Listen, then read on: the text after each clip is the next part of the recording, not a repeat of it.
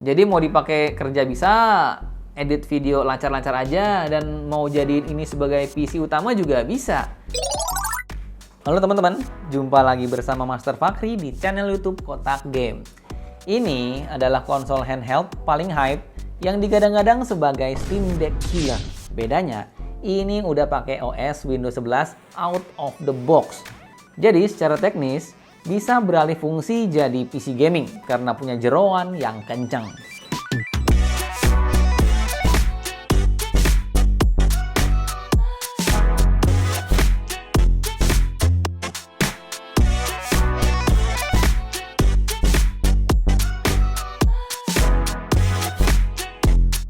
Poin yang nggak ada di kompetitornya, ya jelas, ekosistem ROG yang sudah matang kalau untuk urusan gaming. Karena ROG Ally ini juga bisa dicolok ke XG Mobile yang mendukung hingga RTX 4090. Nah, jadi ROG Ally ini selain bisa jadi gaming konsol AAA, bisa juga jadi PC kerja. Jadi menurut kalian gimana? Apakah bisa ngegantiin konsol dan PC kerja konvensional? Nah, sebelum Master bahas lebih jauh, ada baiknya untuk subscribe channel YouTube Kotak Game dan nyalain lonceng notifikasi supaya kamu makin mantap dan informasi terbaru kalau ada video-video yang baru dari channel YouTube Kotak Game ya. Oke, inilah spesifikasi ROG Ally di atas kertas.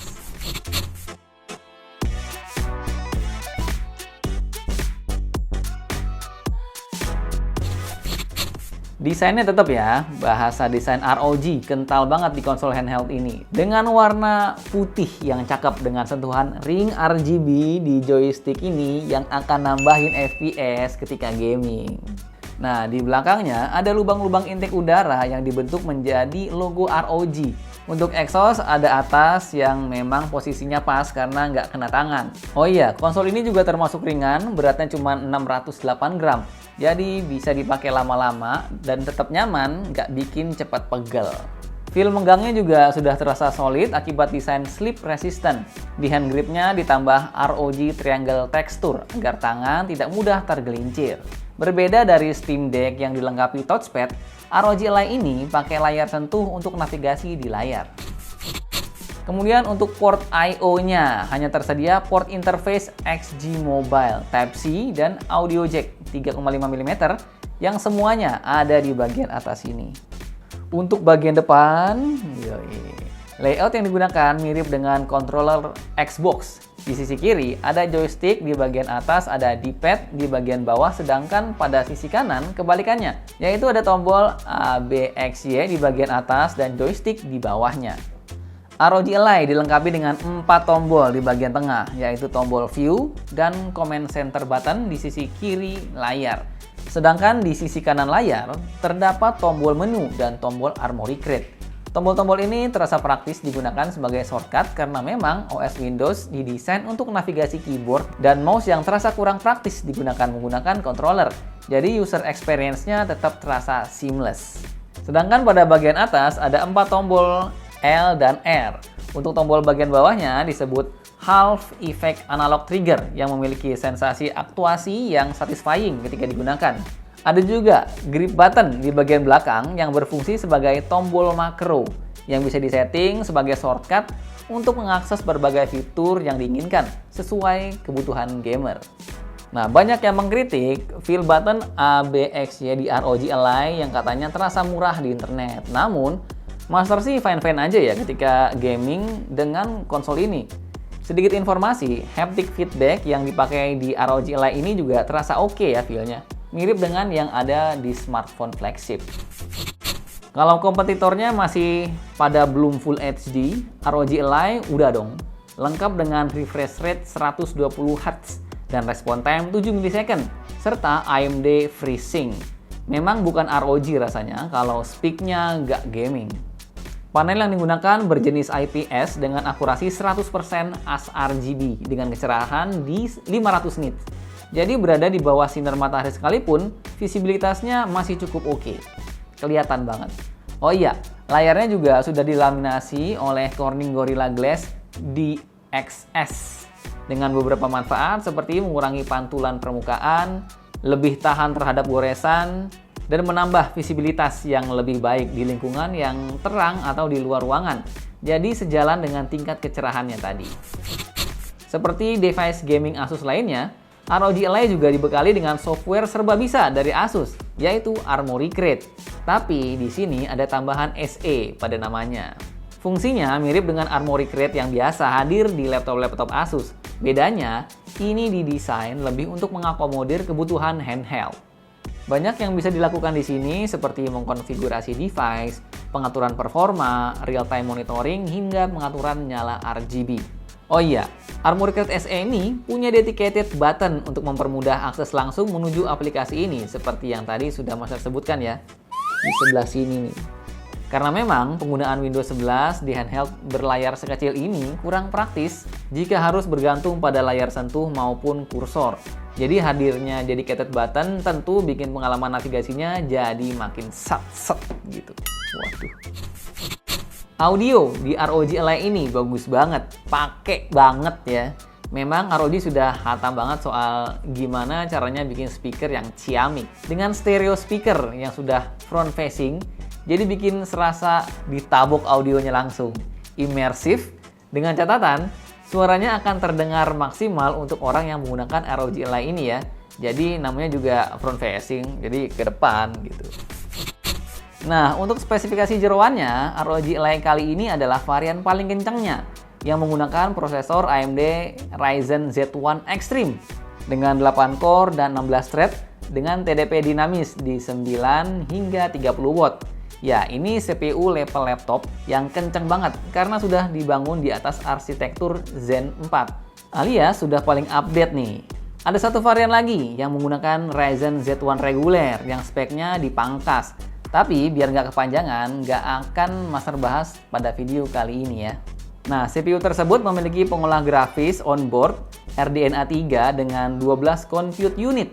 IGP ini memiliki performa grafis 8,6 teraflops. Sebagai perbandingan, performa Steam Deck berada di 1,6 teraflops dan PS5 di 10,28 teraflops. Jadi ya, IGP milik ROG Ally ini juga kencang banget. Sudah mendekati performa PS5 lah. Sedangkan untuk storage-nya hanya ada satu SKU untuk kedua variannya, yaitu 512 GB yang berjalan di PCIe 4.0 NVMe dengan form factor 2230 alias pendek banget. Jadi kalau mau upgrade pastikan beli yang 2230 juga ya. Untuk kecepatan SSD NVMe-nya sudah lumayan oke.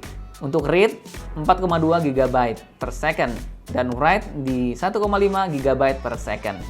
Untuk menambah ekspansi, selain mengganti SSD-nya juga disediakan opsi untuk menambahkan micro SD yang dapat diakses pada bagian atas dekat exhaust. Meski kecepatan baca tulis micro SD tentu tidak secepat SSD. Sedangkan untuk RAM-nya sudah berjalan di DDR5 dengan kapasitas 16 GB.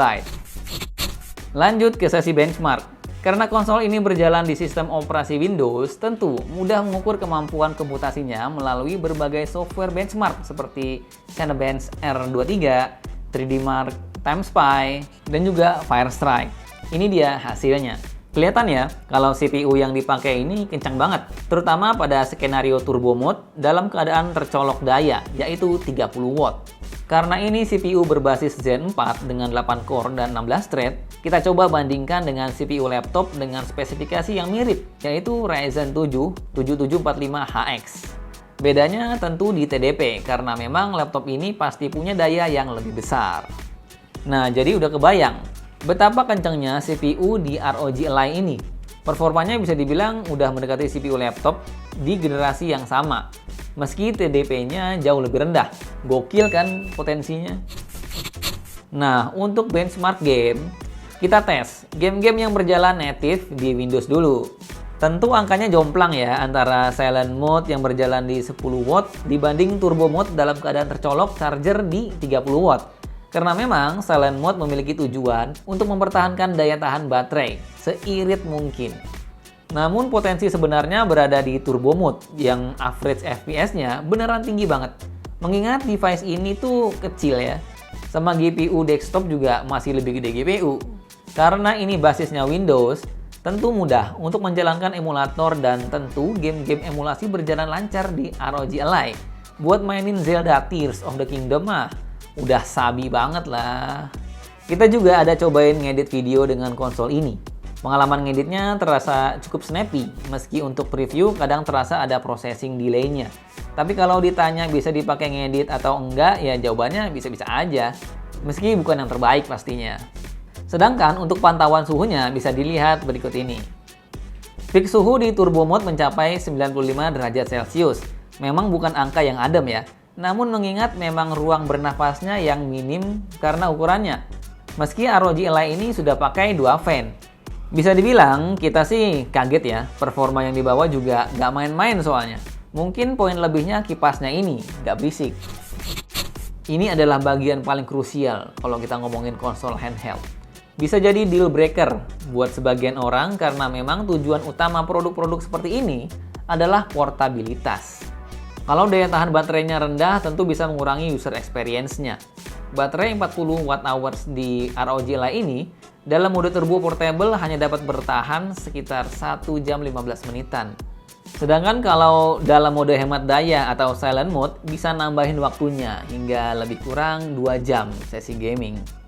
Sedangkan untuk proses charging menggunakan charger 65 watt-nya sudah sangat cepat ya. 1 jam sudah bisa penuh, jadi untuk hal pengisian daya udah oke banget. ROG Ally ini adalah produk pertama dari spesiesnya Asus. Jadi untuk ukuran produk perdana, ROG Ally ini bisa dibilang cukup sukses.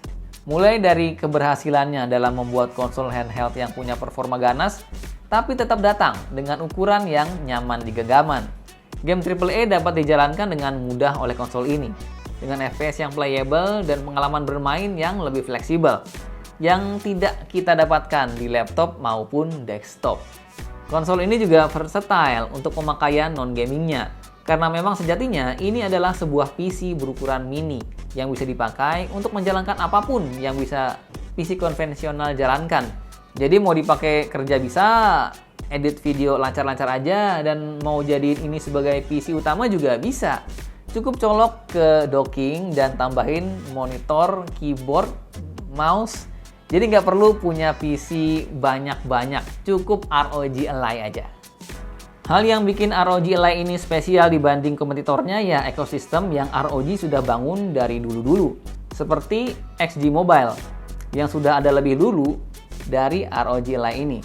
Terus ketika mereka bikin konsol handheld, ya udah gampang untuk bikin kompatibel dengan XG Mobile.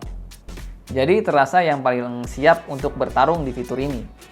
Tentu masih ada kekurangan dari ROG Ally, seperti suhunya yang bisa dibilang cukup tinggi dan daya tahan baterai yang cukup singkat ya, yang mengurangi nilai portabilitasnya.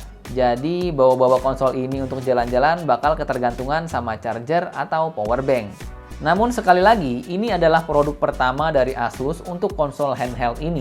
Jadi bisa diharapkan untuk generasi berikutnya ini, hal ini akan lebih meningkat lagi ya, di-improve. Jadi untuk sekarang kita sudah bisa apresiasi bahwa ini adalah produk yang bagus. Nah, kalau kamu tertarik untuk beli ROG Ally ini, sudah hadir versi resmi di Indonesia seharga 11.299.000 untuk varian Ryzen Z1 Extreme yang ini, yang kita review kali ini. Dan ada varian yang lebih murah, yaitu yang menggunakan Z1 reguler di harga 10.099.000 aja. Meskipun Master sih menyarankan untuk ambil yang versi ekstrim aja ya, karena beda harganya juga nggak signifikan. Tapi udah dapet chipset yang lebih kencang.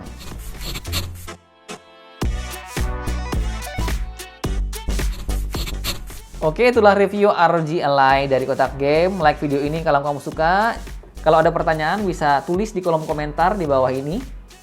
Dan jangan lupa untuk subscribe channel YouTube Kotak Game. Sampai jumpa pada video-video selanjutnya.